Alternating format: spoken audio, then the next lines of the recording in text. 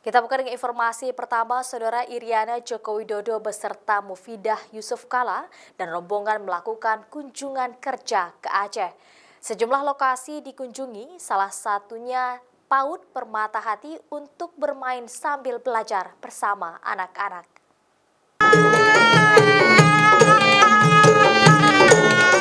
Lokasi pertama yang dikunjungi adalah PAUD Permata Hati di Kecamatan Kuta Alam, Banda Aceh. Saat tiba di PAUD, Ibu Iriana disambut dengan tarian Ranu Pelampuan yang dipersembahkan oleh siswa PAUD. Iriana juga melakukan sejumlah kegiatan pendidikan, yaitu bermain sambil belajar bersama anak-anak, seperti mengajarkan anak-anak menanam sayuran, mengajarkan gerakan cuci tangan, mengunjungi pojok baca, serta bernyanyi bersama siswa PAUD.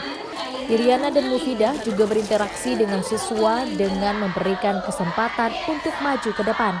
Siswa yang maju diberikan pertanyaan tentang menanam sayuran, dan siswa pun mendapatkan hadiah boneka dari ibu negara bila menjawab dengan benar.